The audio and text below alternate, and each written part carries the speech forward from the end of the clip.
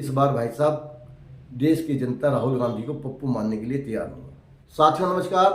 2 phase का election हो चुका है, 190 सीटों पर चुनाव हो चुका है और अभी 353 सीटों पर हमारा चुनाव होना बाकी है। और आज वो समय है जब हम चर्चा कर सकते हैं कि आखिर ये चुनाव किस तरफ हो जा रहा है, कौन हार सकता है, कौन जीत सकता है। मैं आपका साथी, आपका भाई ओमवीर अपने चैनल पर आपका स्वागत करता हूं। आज मैं बात करना चाहता हूं कुछ ऐसी बातों के बारे में जिन्हें अक्सर लोग भूल जाते हैं और जिन चीजों के ऊपर एक विश्लेषण किया जा सकता है कि क्योंकि चुनाव की अपनी एक भाषा होती है, उसका एक तरीका होता है और चुनाव का माहौल और जो हवा बोलते हैं, जैसे कि भाई हवा किसकी अच्छी है, जिन चीजों से पता चलता है कि हवा किसकी है। सबसे पहले आप ये याद कीजिए कि पिछली बार 2019 के इलेक्शन में जब मोदी सरकार को, भारतीय जनता पार्टी सरकार को प्रचंड बहुमत मिला था 303 सीटों के साथ में, तो उस समय का माहौल क्या था। अगर उस समय को आप समझ जाएंगे, उस समय के माहौल को, तो विश्लेषण करना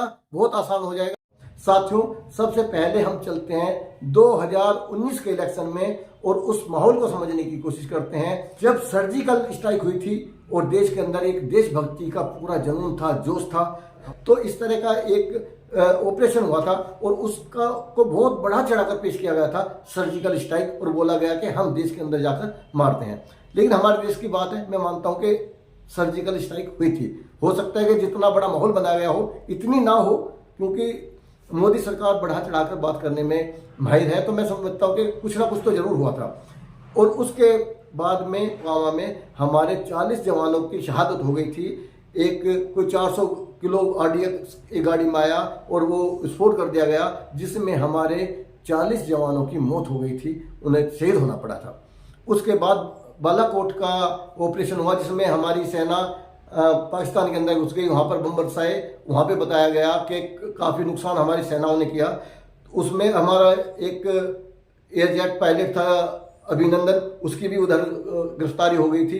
तो उस समय पूरे देश के अंदर एक देशभक्ति का माहौल था, एक जुनून था और हर इंसान ये चाहता था, हर भारतीय चाहता था कि हम पाकिस्तान के खिलाफ कुछ करें, पाकिस्तान को हम किसी ना किसी तरीके से कुछ सजा दें।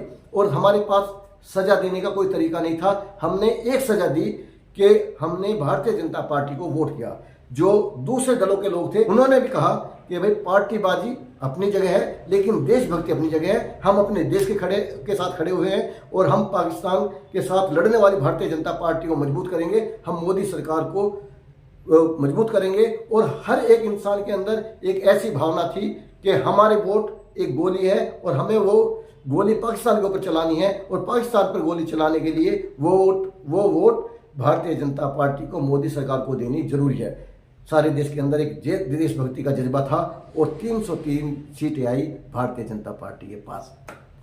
अब की बात करते हैं, देश के अंदर कोई ऐसा माहौल नहीं है, कोई ऐसी चीज नहीं है जिसके ऊपर ये कहा जाए कि हम भारतीय जनता पार्टी को वोट देंगे। आज कुछ भी ऐसा बड़ा कारण नहीं है। अब से 2-3 महीने पहले जो अयोध्या में राम मंदिर की प्राण प्रतिष्ठा की गई, उस समय माहौल बना था, राम में माहौल था, हर घर में भगवान राम के भजन बज रहे थे, जय श्री राम हो रही।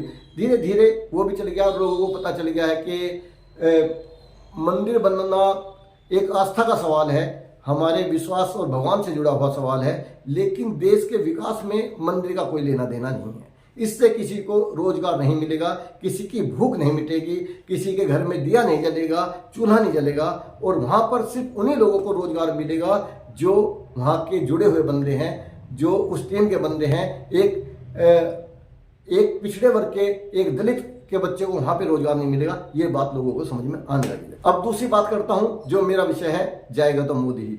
आप 2019 को याद कीजिए, तो आप जब भी कहीं निकलते थे, आप कोई पॉलिटिकल बातचीत करते थे, तो हर दूसरा बंदा बोलता था कि आएगा तो मोदी ही। आज पूरे देश के अंदर घूम के देखिए, आपको रेयरली कहीं कहीं कोई बंदा मिल सकता है। ऐसा नहीं है कि भारतीय जनता पार्टी खत्म होने वाली है या फिर बिल्कुल सोबड़ा साफ हो जाने वाला है। वही देश की सबसे बड़ी, दुनिया की सबसे बड़ी पार्टी है, सबसे धनिक पार्टी है, तो ऐसी बड़ी पार्टी कभी खत्म नहीं होती हैं। लेकिन आप ये देखिए कि आपको कोई कहने वाले ये नहीं मिलेगा कि आएगा तो मोदी ही।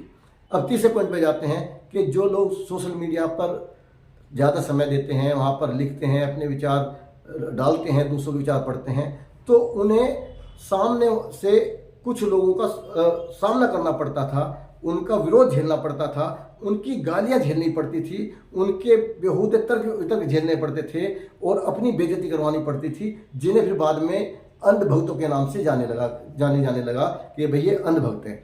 इस बार आप नोट कीजिए कि अगर आप सोशल मीडिया पे बात करेंगे, अपने विचार रखेंगे, तो बहुत सारे लोग आपके खिलाफ नहीं होंगे, आपको गाली देने वाले बहुत कम लोग मिलेंगे। हो सकता है कोई भारतीय जनता पार्टी के फेवर में अपनी बात रखे, वो एक जरूरी बात है, लोकतंत्र है, अब हर किसी को अपनी बात कहने का अधिकार है। लेकिन जो लोग आपका अपमान करते थे, आपकी बेइज्जती करते थे, उन लोगों की संख्या बहुत कम हो चुकी है। इससे पता चलता है कि इस बार माहौल वो नहीं है। हाँ, एक चीज़ और मैं जो भूल गया था, मेरे दिमाग में आई है कि इस बात के बजाय कि आएगा तो मोदी ही, अब अधिकतर लोग आपको, जिनसे भी आप बात करोगे, बहुत सारे लोग होंगे, चाहे वो भले भारतीय जनता पार्टी के हों, वो आपको ये कहते मिलेंगे कि भाई चुनाव तो मोदी जी जीत जाएंगे, लेकिन पहले वाली बात नहीं है। अधिकतर लोग ये कह रहे हैं अब पहले वाली बात नहीं है।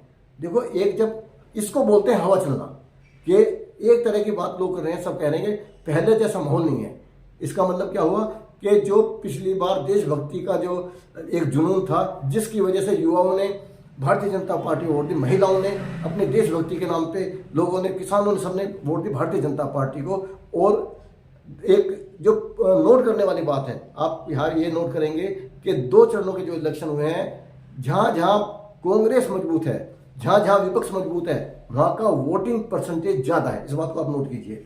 और जो हिंदी बेल्ट है, जो भारतीय जनता पार्टी अगर गढ़ है, भले ही वो पश्चिमी उत्तर प्रदेश है, उत्तर प्रदेश और राजस्थान में जाके देखिए, बहुत सारी सीटें ऐसी हैं जहाँ पर वोटिंग परसेंटेज 7 से 8% कम होता है, जबकि सीट बदलने के लिए तो 1% या 2% बहुत ज़्यादा होता है। 6% अगर वोटिंग परसेंटेज कम हो रही है, तो ये सोचने वाली बात है कि ये जो वोटर है, जो वोट डालने नहीं गया, ये किसका वोटर था? भारतीय जनता पार्टी का था या फिर इंडी गठबंधन का था? ये एक बड़ा सवाल है।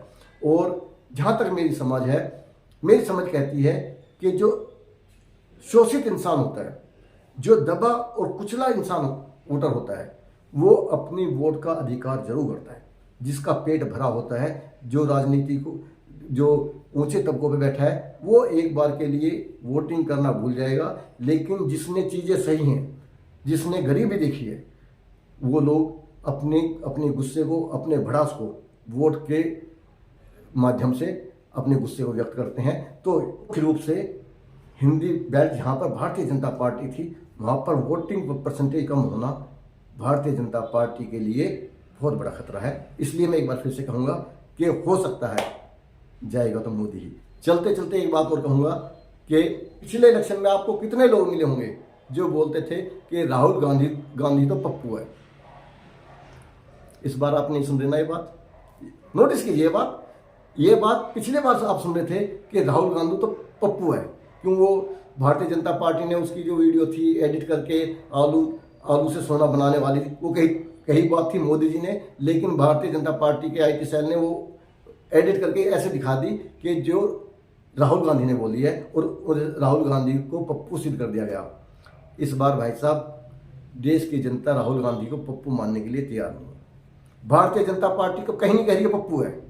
अगर राहुल गांधी पप्पू होता तो भाई मोदी जी आपको क्यों एक बहुत बड़े समुदाय को गाली देने की जरूरत पड़ती? क्यों आपको छोटे छोटे दलों से, कहीं जयंत चौधरी जैसे हैं, कहीं नीतीश कुमार जी हैं, कहीं शिंदे जी हैं, ऐसे छोटे छोटे लोगों को क्यों तोड़ने की जरूरत पड़ रही है? क्यों आपको केजरीवाल को और हेमंत सोरेन को जेल में भेजने की जरूरत पड़ रही है? अगर राहुल गांधी पप्पू है, अगर विपक्ष कमजोर है, तो आपको इतने परेशान होने की क्या जरूरत पड़ रही है? एक छोटी सी बात के ऊपर राहुल गांधी की सदस्यता छीनने की क्या जरूरत पड़ रही थी आपको कांग्रेस का अकाउंट फ्रीज करने की क्या जरूरत पड़ रही थी?